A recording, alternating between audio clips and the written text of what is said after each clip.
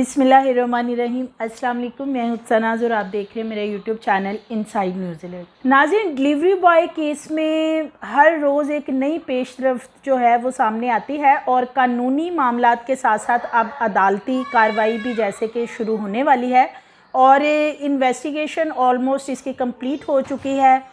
और केस जो है अब अदालत की तरफ जाता हुआ नज़र आता है। मुल्ज़मान आमना और फ़रहान, जिन्होंने डिलीवरी बॉय को बड़ी ही बेदर्दी से कत्ल किया और उसके बाद उसको पेट्रोल डालकर जला दिया, जिसके बाद जो डिलीवरी बॉय यानी रईस के जो घर वाले हैं वो अब जब से उनको ये कहा गया कि वो शवाहिद इकट्ठे करें, प्रूफ ज़्यादा से ज़्यादा एविडेंस केस से रिलेटेड दें ताकि केस उनका ज़्यादा मजबूत हो। अब एक चीज़ ये सामने आई है कि और कुछ सबूत जो हैं वो फ्राहम किए गए हैं पुलिस वालों को, जो इन्वेस्टिगेशन विंग है उनको, ताकि केस मजबूत हो सके। लेकिन ये सबूत जो है पुलिस को फ्राहम करने के बावजूद रईस के घर वाले काफ़ी परेशान हैं। उनको ये लगता है कि वो पुलिस को जितने भी प्रूफ या सबूत दे रहे हैं इस केस से रिलेटेड, उनको ये लगता है कि पुलिस इन एविडेंस को किसी न किसी तरीके से अदालत के अंदर पेश करने से कल को कतराएगी या केस को कमज़ोर करेगी, क्योंकि रईस के घर वालों को डे 1 से तहफ़्फ़ुज़ात हैं इन्वेस्टिगेशन विंग के ऊपर। इस सिलसिले में वो आईजी पंजाब के पास गए, अदालत में भी एप्लीकेशन लेके गए कि इन्वेस्टिगेशन विंग को तब्दील किया जाए और उनकी जो इन्वेस्टिगेशन है मुल्ज़मान की वो नए सिरे से स्टार्ट की जाए। ये तो एक वो प्रोसेस है जो कि अब लीगली तौर पे अदालत की तरफ प्रोसेस जाएगा और फिर वो एक लंबा प्रोसेस होता है जो कि ट्रायल भी चलता है, फ़र्द जुर्म आयद होती है और फिर अपीलें, और ये सारा ये नहीं होता इन केसेस में कि फ़ौरी तौर पे जिस तरह रईस के ज़ाहिर है घर वाले हैं उनके साथ जो भी मामला हुआ, जिस तरीके से रईस को मौत दी गई है, वो तो यही चाहेंगे कि जल्दी से जल्दी मुल्ज़मान को करारे वाक़ई सज़ा मिल जाए। लेकिन इन केसेस का जो है एक लंबा प्रोसेस होता है और बाज़-औक़ात अपील वगैरह जो है इसमें कई साल जो हैं वो लग जाते हैं। दूसरी तरफ अगर हम आमना और फ़रहान की बात करते हैं, जैसे ही उनको जेल मुंतकिल किया गया है,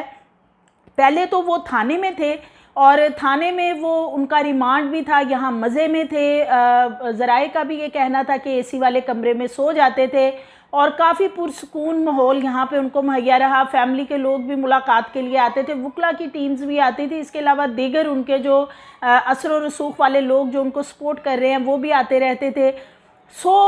डेली बेसिस पे कपड़े चेंज करना, घर का खाना मिल जाना। लेकिन अब जैसे ही ये दोनों मियाँ बीवी, जिन्होंने डिलीवरी बॉय को बड़े ही बेदर्दी से कत्ल किया, ये जेल जाते हैं। अब जेल जाते ही इनका सारा वो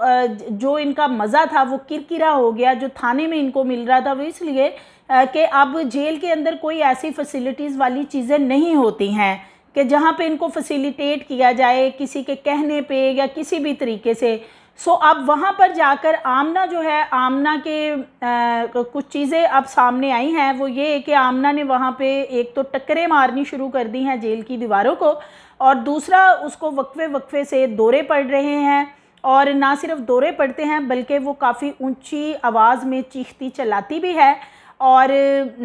अजीबोगरीब सी जो है वो बातें भी करती है। आमना ने जब टक्करें वगैरह मारी दीवारों के साथ और काफ़ी ऊंची आवाज़ में चिल्लाती रही और वहाँ पे गिर गई, फिर उसको फौरी तौर पे निजी हॉस्पिटल में मुंतकिल किया गया। वहाँ पे उसको इब्तदाई जो है मुआयना भी करवाया गया, ट्रीटमेंट दिलवाया गया और उसके बाद उसको दोबारा जो है वो जेल में शिफ्ट कर दिया गया। इसी तरह जो फ़रहान है, फ़रहान भी वहाँ पर सारा दिन जो है वो रोता धोता नज़र आता है और दीगर जो वहाँ पे कैदी हैं उनके साथ इस तरह की बातें करता नज़र आता है। जो वहाँ अमला होता है ड्यूटी के ऊपर, उनका ये कहना है कि ये लोग दोनों जो मियाँ बीवी हैं,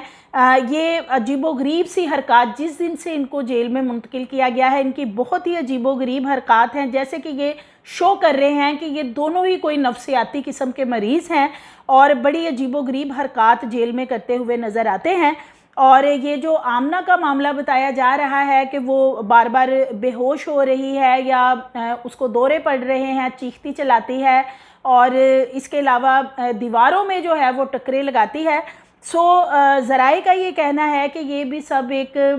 बहाना है या सब एक ड्रामा किया जा रहा है कि ज़ाहिर है जेल की जो ज़िंदगी होती है, जो एक आम इंसान बाहर अपने बच्चों के साथ, फैमिली के साथ एक टाइम गुजार रहा होता है, और उसमें और जेल की ज़िंदगी में ज़मीन आसमान का फ़र्क होता है। इन मियाँ बीवी का जिस तरीके से इन्होंने डिलीवरी बॉय को मौत दी, इनका एक वो मकाफ़ाती अमल होता है वो अब शुरू हो चुका है। वो इसलिए कि जितना इस काम में डिलीवरी बॉय मुलविस था, उतनी ही इस काम में आमना भी मुलविस थी, और वो इस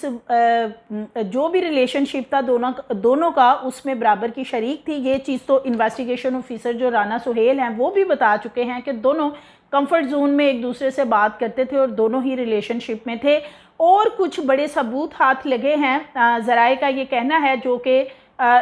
इस केस को पलटते हुए नज़र आते हैं, यानी दोनों मुल्ज़मान को सख्त सज़ाएं मिलती हुई नज़र आती हैं। लेकिन ज़राए का ये भी कहना है कि जो चालान जमा करवाया जा रहा है, जो चालान तरतीब दिया गया है, उसमें बेसिकली आमना का किरदार जो है वो जस्ट एक फैसिलिटेटर का बताया गया है कि आमना ने सहूलतकारी की है, और मेन जो मुलजिम है वो फ़रहान है, जबकि फ़रहान का भाई जो अरमगान है उसको इस केस में से वैसे ही क्लीन चिट दे दी गई थी, और जो सुसर है उसको तो इन्वेस्टिगेशन में शामिल ही नहीं किया गया। आमना को रिलीफ मिलता नज़र आता है। एक तो ख़ातून होने के नाते भी ज़मानत उसको जल्दी मिल सकती है, और दूसरा फैसिलिटेटर के तौर पे जिस तरह उसे केस के अंदर या चालान के अंदर बताया जा रहा है, उसका एज भी उसको यही मिलेगा कि उसको ज़मानत जल्दी मिल सकती है। इसी तरह अगर जेल की हम बात करते हैं कि जेल में ये लोग चाहते हैं कि इनको फैसिलिटेट किया जाए, और ये सारे इनकी तबीयत ख़राबी के जो ड्रामे हैं कि जी फ़रहान की तबीयत भी ख़राब है और आमना भी टकरे मार मार के बेहोश हो रही है, और ये सारे दौरे वगैरह पड़ रहे हैं, और दिमाग को जी उसके झटके लग रहे हैं, बताया जा रहा है, ऊंची ऊंची धाड़े मारना, चीखना चलाना, और इस तरह की अजीबो गरीब हरकत करना। ये सारी चीज़ें जो हैं ये जेल के अंदर अब इनको फेस तो करनी पड़ेंगी, क्योंकि देखें अगर हम रईस की बात करते हैं तो रईस माना कि वो इस मामले में ख़ातून 3 बच्चों की जो माँ है इसके साथ इन्वॉल्व था, वो भी उतना ही शरीक जुर्म था जितनी ये थी, लेकिन जिस किस्म की इन्होंने उसको मौत दी है, और फिर फ़रहान ने सबसे बढ़कर जो बड़ी ही घटिया तरीन हरकत की कि वो उसकी डेड बॉडी ही जला दी। जिस तरह का ये इन्होंने घिनौना काम किया है, तो ये चीज़ें फिर इंसान के आगे तो आती हैं। इस वक्त जो इनकी जेल में हालात बताए जा रहे हैं और जो जेल में इनका हाल है, और दूसरा इनको ये भी बताया गया है कि इनके बच्चे अब बीमार हो चुके हैं। जाहिर है बच्चे जो हैं वो माँ बाप के बगैर कितना अरसा जो है वो सर्वाइव कर सकते हैं, जो लुक आफ्टर माँ बाप ने अपने बच्चों को करना है वो कोई भी नहीं कर सकता। अब इनके जो बच्चे हैं वो भी बीमार हो चुके हैं, वो डिप्रेशन भी इनके अंदर है। उसके बाद जो थाने के अंदर इनको फैसिलिटेशन हो रही थी, या जो इनको वहाँ पे इंटरव्यूज़ हो रहे हैं, कपड़े मिल रहे हैं, खाना, ये वो सहूलतें, अब वो सारी इनकी ख़त्म होने के बाद इसीलिए ये इनकी बीमारियों के जो मामलात हैं वो सामने आ रहे हैं कि जी अब हमें हस्पताल में दिखाया जाए कि थोड़ा हमारा टाइम जो है वो हस्पताल में गुजर सके। अच्छा जी, अगर हम इसकी बात करें डिलीवरी बॉय के जो दोस्त हैं, तो इसके जो दोस्त थे वो कोई इसके मुझे दोस्त नहीं लगते। ये मैंने पहले भी स्टोरी एक शेयर की थी कि दोस्तों ने भी उससे गद्दारी की कि जब इन्होंने देख लिया था कि ऊपर फ़रहान और अरमगान खड़े हैं और आमना उसको नीचे गेट से ले गई है,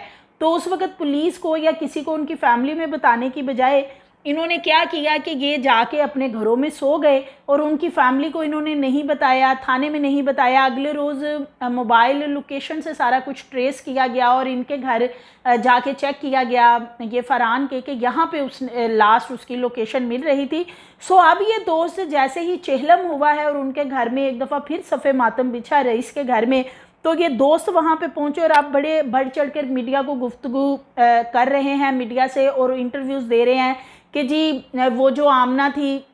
अब जैसे कि इस कंपनी का बॉस है जहाँ पे रईस काम करता था, जो रईस का बॉस है, उसका कहना है कि आमना ने उसको ये बताया हुआ था कि मैं अनमैरिड हूँ और मेरा एक हॉस्टल है, मैं वो चलाती हूँ, और मेरा बाप जो है वो इंग्लैंड में होता है, वो आएगा तो हम जल्द शादी करेंगे, इंग्लैंड या यूएसए में मेरा बाप होता। इस तरह की चीज़ें इंटरव्यूज़ में सामने आ रही हैं, और अब ये सारे दोस्त और सब इकट्ठे होकर बोल रहे हैं। उस वक्त इनको कुछ ना कुछ एक्शन लेना चाहिए था, एटलीस्ट 15 पे कॉल कर देते जब उसका नंबर ऑफ हुआ था, तो शायद या तो वो ज़िंदा बच जाता, या वो एटलीस्ट उसकी डेड बॉडी को जो है वो पेट्रोल डाल के ना जलाया जाता। दोस्तों का किरदार भी जो है वो उस वक़्त जहाँ पे उनको दोस्ती का हक़ अदा करना चाहिए था वो कहीं पे नज़र नहीं आया। इसके अलावा अब ये जो रईस के बॉस के खौफनाक इंकशाफात हैं कि जी आमना अनमैरिड बनी हुई थी, या वो उसको रईस ने उनको बताया था कि वो ख़ातून लड़की जो है वो अनमैरिड है और वो उससे शादी करना चाहती है और उसको बाहर जो है वो अपने साथ कल को ले जाएगी। इस तरह की चीज़ें आप ये इंटरव्यूज़ में बता रहे हैं, लेकिन उस वक़्त इन्होंने जो है वो कुछ भी नहीं किया। इसके अलावा रईस की ये भी पता चला है कि जहाँ पे रईस की इंगेजमेंट भी रही और उसके बाद फिर उसका निकाह भी अब हो गया था और शादी होने वाली थी। वो लोग भी जो है अब रईस से काफ़ी नाराज़ हैं, क्योंकि रईस की जो निकाह वाला मामला था ये आउट ऑफ कंट्री हुआ था और वो लोग यहाँ पे मौजूद थे और शादी करना चाहते थे, लेकिन जब उन्हें पता चला कि उसका मर्डर हो गया और उसके किसी खातून से तल्लुकात थे, तो वो लोग भी 4-5